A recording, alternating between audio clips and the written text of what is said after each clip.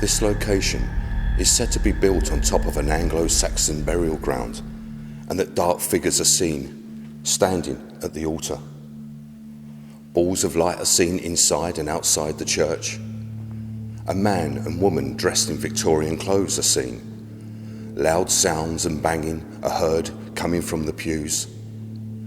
A small child in a white dress has been seen on several occasions. Ladies and gentlemen, welcome to St James's Church, Cooling.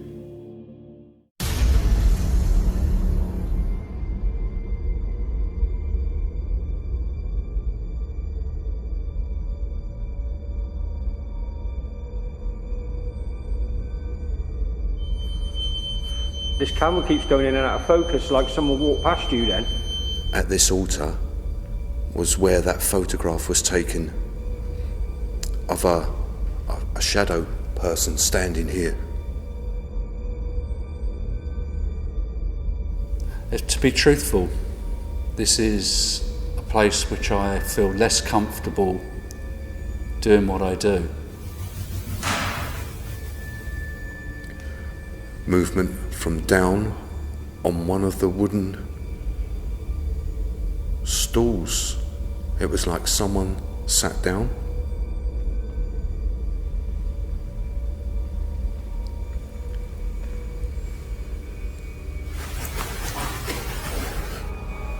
Is there anything you can do to let us know that you can hear my voice?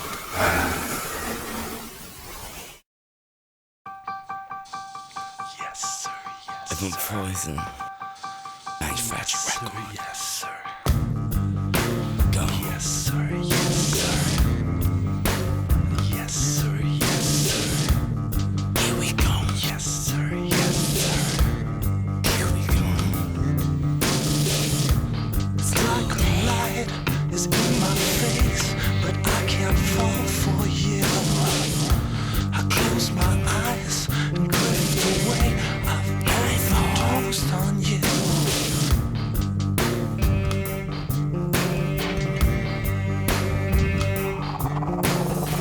Cause then you wake up dead one day.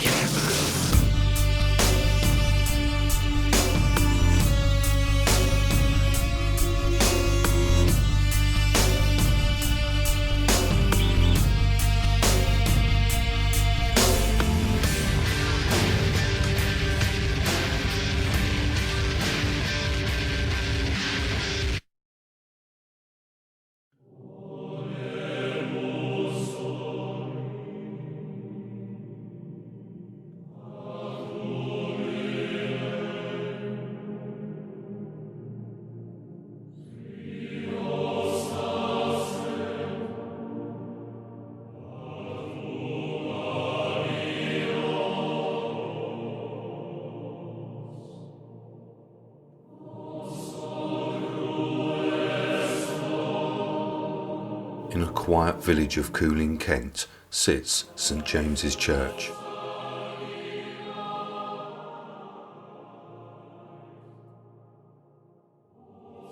The church was built in 1241 and has been erected on Anglo-Saxon burial ground where objects have been found, including rock crystal balls encased in silver, spoons and fluted glass goblets. The village of Cooling was first mentioned in AD 808, but is better known in 1241 when the de Cobham family became lords of the manor and they built the church and Cooling Castle.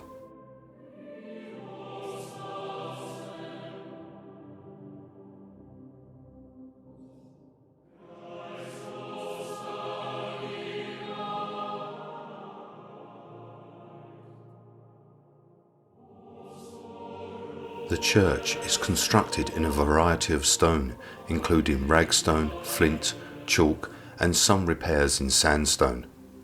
The roofs are tiled. Its plan consists of a nave, a south porch, a chancel, and a south vestry with a west tower.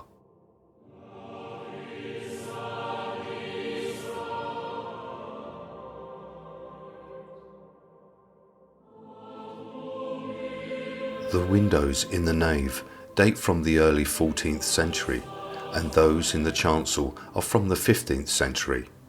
The north doorway is blocked, but its 500-year timber door is still present and it still swings on its hinges. In the chancel are a triple sedilia, a group of stone seats for clergy, and a double piscina, a stone basin near the altar. The font, a vessel for baptism, dates from the 13th century and consists of a square bowl supported by 5 piers, and the pulpit dates from the 18th century. At the west end of the church are 6 benches that date back from the 14th century. The others were replaced in 1869, and there are 4 memorial slabs in the floor of the nave. One of these is dated 1611, another is to the memory of Faith Brooke, who died in 1508. She was the wife of Thomas Brooke, Lord Cobham, who lived in Cooling Castle that is situated a short distance away. The interior of the vestry is completely lined with cockle shells, the emblem of St. James. The stained glass in the east window dates from 1897 and it depicts the ascension of Jesus Christ.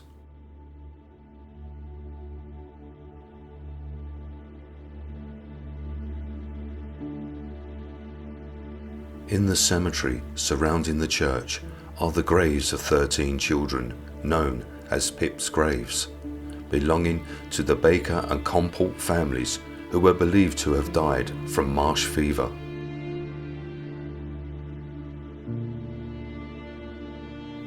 Buried here are Ellen Elizabeth Baker, died 11th of August 1853, aged 3 months. Sarah Ann Baker, died 2nd of July 1837, aged 3 months. John Rose Baker, died 9th of June 1837, aged 1 month. William Comport, died 12th of May 1771, aged 8 months. William Comport, died 7th of June 1773, aged 7 months. James Comport, died 15th of October 1777, aged 4 months. Francis Comport, died 7th of June 1775, aged 17 months. William Comport, died 9th of March 1799, aged 8 months. Elizabeth Comport, died 5th of October 1799, aged 3 years old. Sarah Elizabeth Comport, died 1st of July 1799, aged 3 months. Thomas Comport, died November 1800, aged 3 months. Mary Comport, 17th of October 1767, and the last grave is unidentified.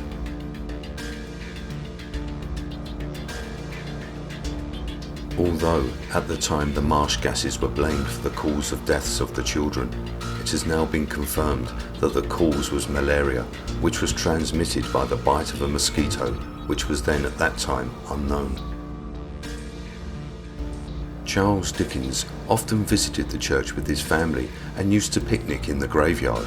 Here is where he found the inspiration for his book Great Expectations.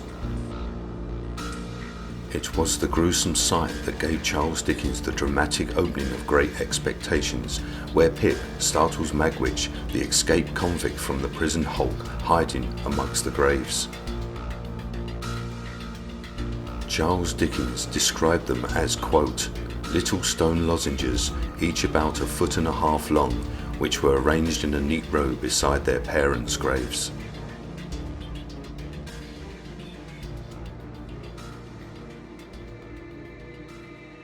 There are reports of a male and female apparitions that are seen in the graveyard wearing Victorian clothes. The cries of babies are heard, orbs of glowing light, sightings of a dark figure, and loud sounds inside the church itself. And inside the vestry, faint voices can be heard. And in the graveyard, underneath the yew tree, a little girl is seen, around about 3 years old, wearing a white dress. Several of the orbs of light have been caught on camera by visitors.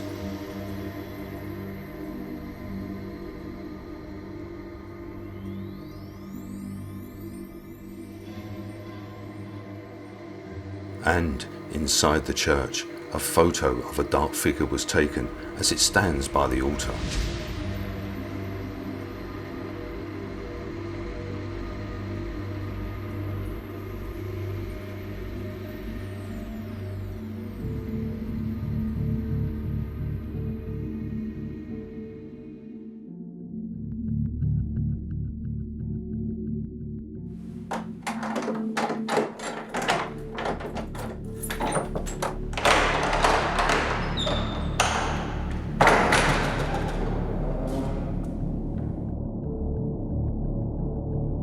We enter St James's Church for the first time.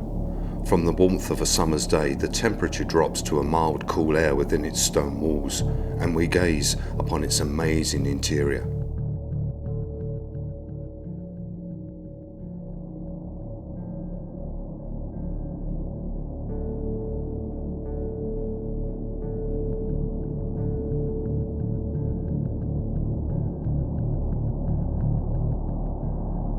As we are looking around and deciding where to place our static cams, we hear loud banging sounds and knocking, so we quickly fire up a camera, a K2 with alarm and a static meter.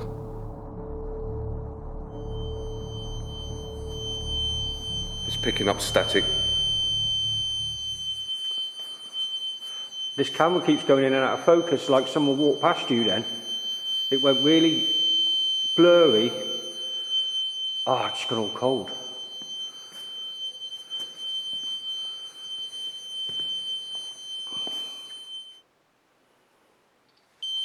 Oh, I've got hits on the K2 meter as well. It's from here, look, innit? And again. There you go. Both are going off at the same time.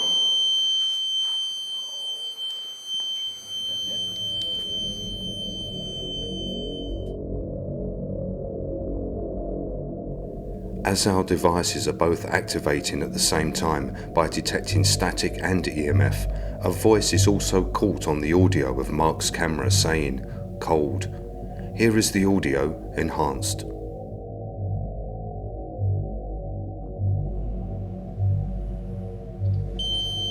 I've got hits on the K2 meter as well. It's from here, look, innit? And again. There you go. Both are going off at the same time. Down here. And again. There you go. Both are going off at the same time. Down here.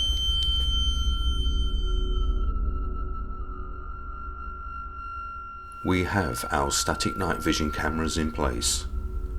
Static cam 1 is in the south end nave.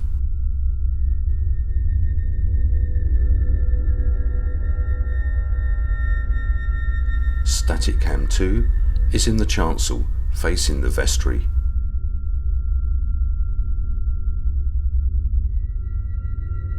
Static cam 3 is in the chancel facing the nave and tower.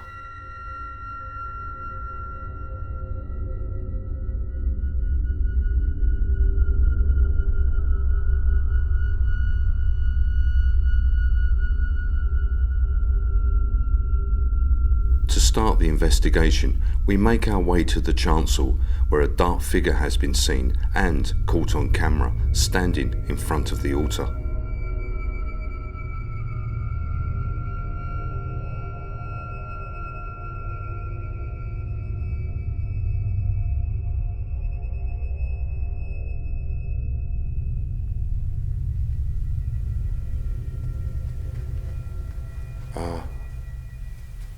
I just want to say that there's nothing here around us outside, no outside noise, and inside this church you can hear a pin drop. It is so silent.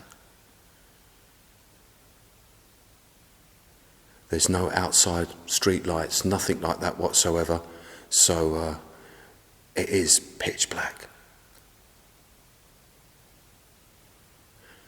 Now, earlier on, whilst we were setting up,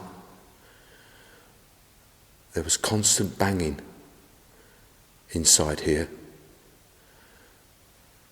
Sometimes the banging sounded as if it was on wood, sometimes on the marble floor. It happened probably maybe 6-7 times.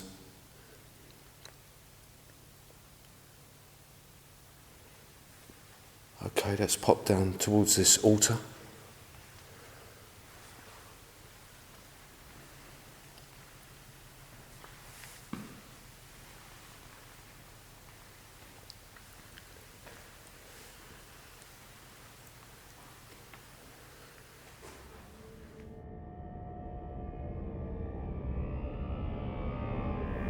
As we pass the vestry, a voice is picked up on the static cam swearing. The voice is not angry, nor is it directed at us. It is like the spirit is thinking out loud after listening to what I was saying. Here is the audio enhance taken from the camera's audio.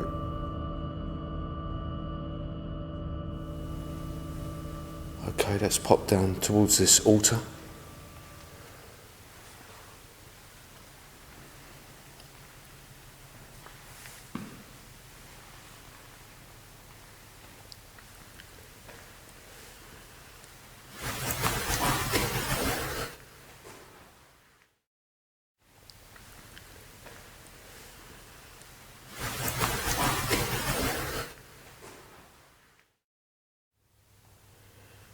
So over here on the altar we've got a REM pod set up. We've also put a EMF detector on the large wooden door at the other end, which is over 500 years old, and we were hearing knocking on that door. There's nothing behind the door, it's all been bricked up, but there was knocking on that door earlier on. And here at this altar was where that photograph was taken of a shadow person standing here.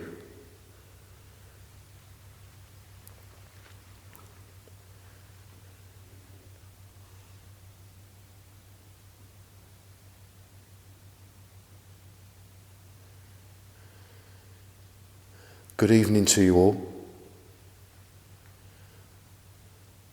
My name is Jeff. This gentleman here is Mark, and the gentleman standing over there, that's Phil. Now we've come here this evening to speak to you all, and we know there's several of you here.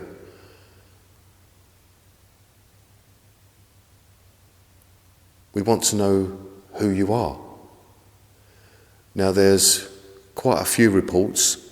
We have a young girl, maybe 3-4 years old, that's seen wearing a white dress. She's seen outside in the graveyard standing underneath the tree. We of course have that shadow figure that was seen here. People have reported seeing balls of light moving around.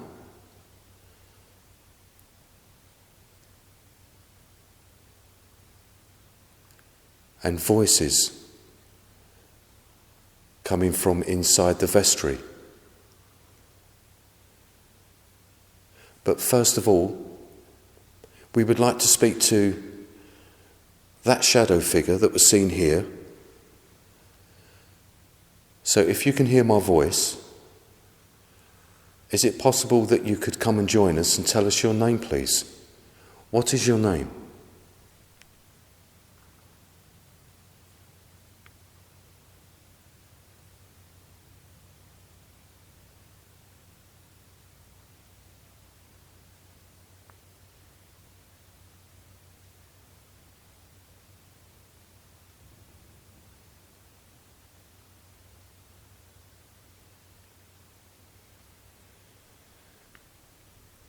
If you want to at any point this evening, you can come over here to this device. Now, there's no way that you're going to know what this is. But if you go near it or put your hand on it, it will make a noise and light up. And that will tell us that you are here. Now, maybe you used to work here. One of the reverends, vicars, priests.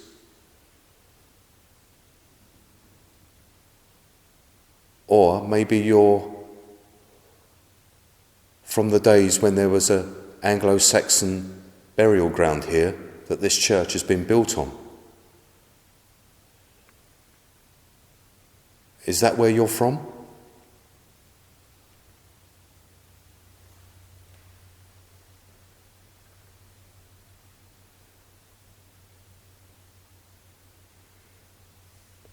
May I ask something else then?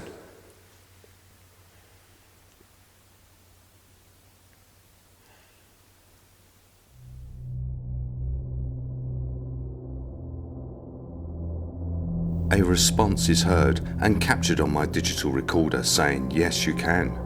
Here is the audio with enhancements.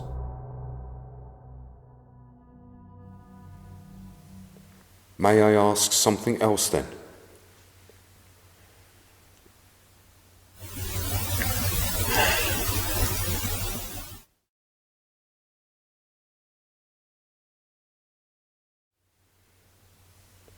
May I ask something else then?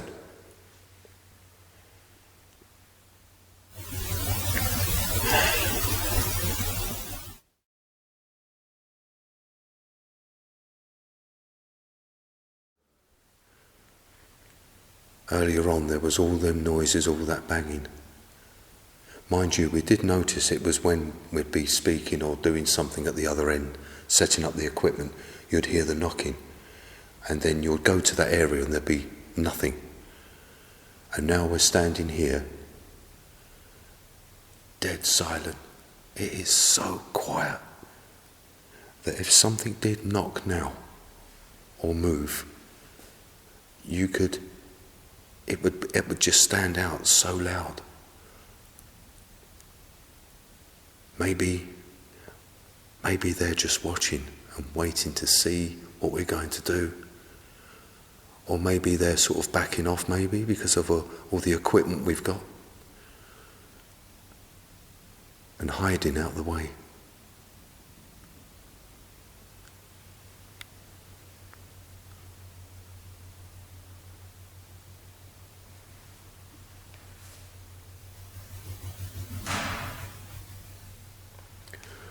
Movement from down on one of the wooden stools. It was like someone sat down.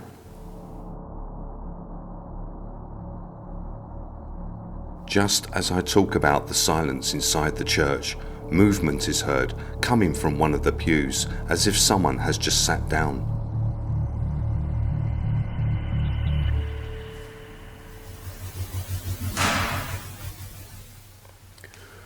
Movement from down on one of the wooden stools. It was like someone sat down.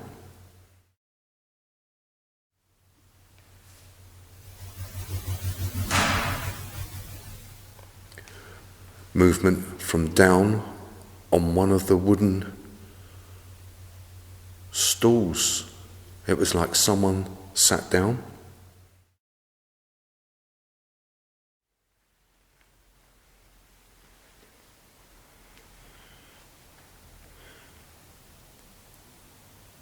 So, how many of you are here?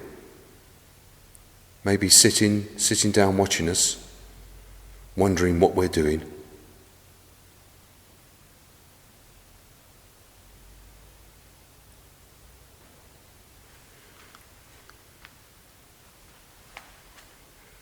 Which seat are you in?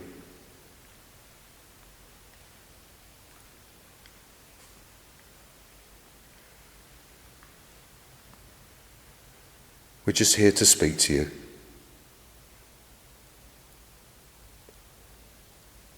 Are you related to The family that built this church may be one of the children.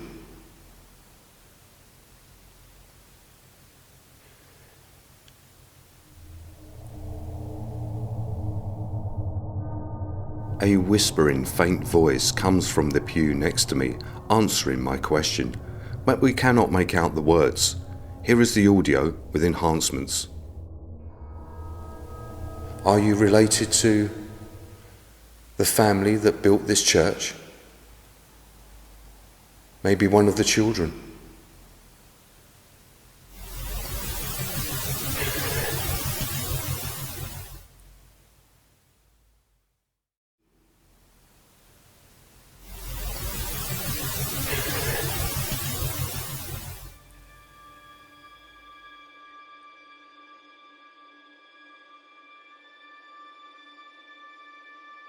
We go to where the pulpit is located. This is a small podium where a member of the clergy would address his congregation. Phil will address the spirits of the church. Mark and I will be off to one side filming the session with our full spectrum cameras to capture anything that may occur.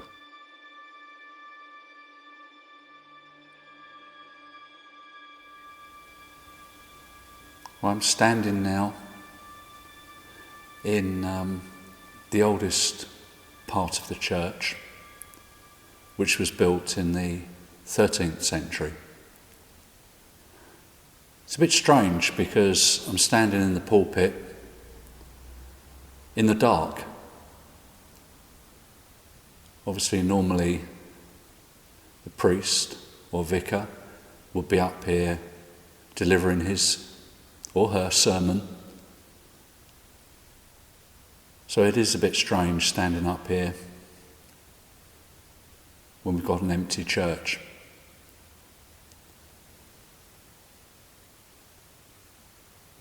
Are you sat down there looking up at me wondering what I'm doing here?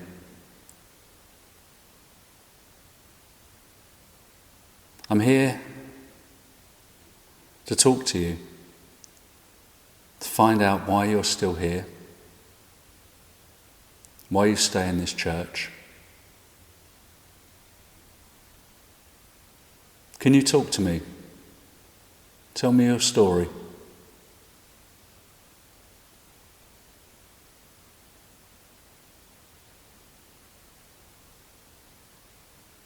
This church was built by the local landowners, and I imagine if you worked for them, then you were required to come here to worship. What was that like?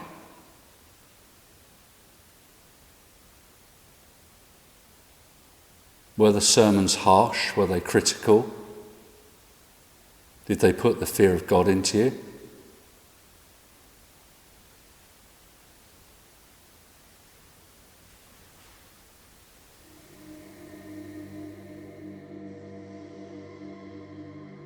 As Phil speaks from the pulpit, movement is heard coming from one of the pews in front of him.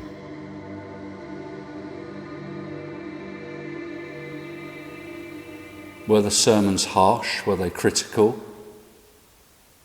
Did they put the fear of God into you?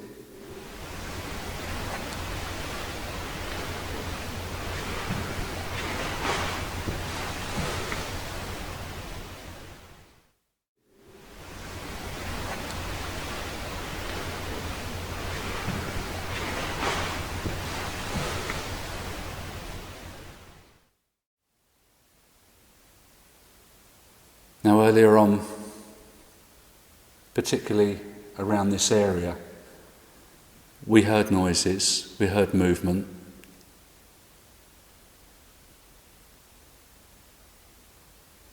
Come and talk to me now. How was this church set up? Were you required to sit in the pews here while the clergy sat up in the chancel over this side?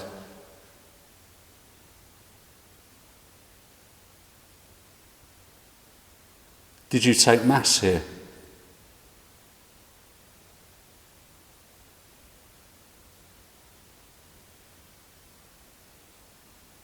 Tell me something. Show me that you're here. If you can't talk to me, then do something else. Make another noise like you did earlier, or move something.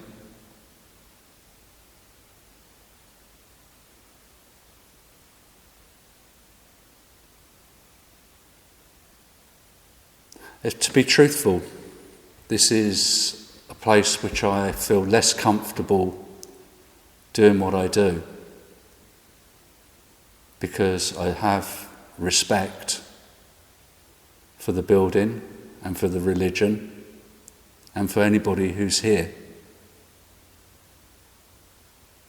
So I'm very cautious about causing offence to you or to God. But at the same time,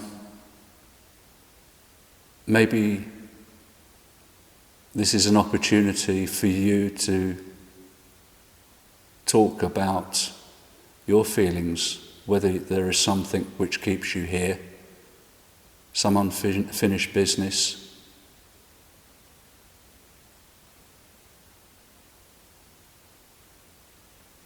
So take this opportunity. Don't be scared.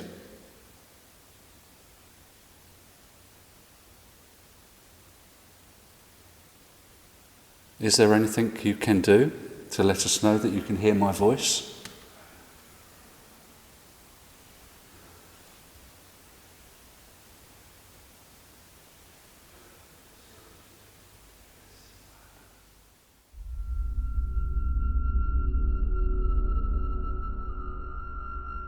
Talking is heard coming from the far end of the church, a man's voice, but again, we cannot decipher what is being said. Here is the audio taken from Static Cam 1, which is the closest camera to that area.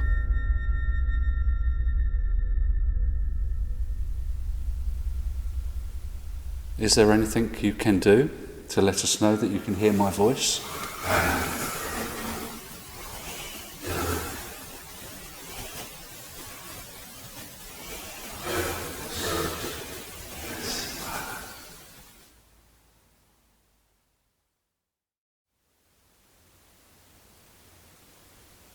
Is there anything you can do to let us know that you can hear my voice?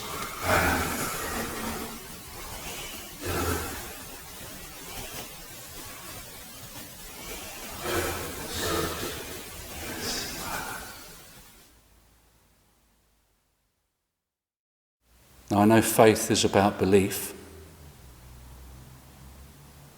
but at the same time, sometimes you do need a sign.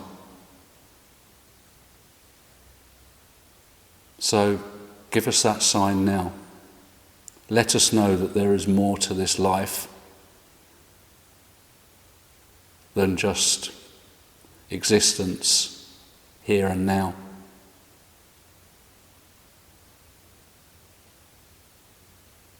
The world as it is at the moment is not necessarily a great place, which is why many people do believe that there is somewhere better for us to go.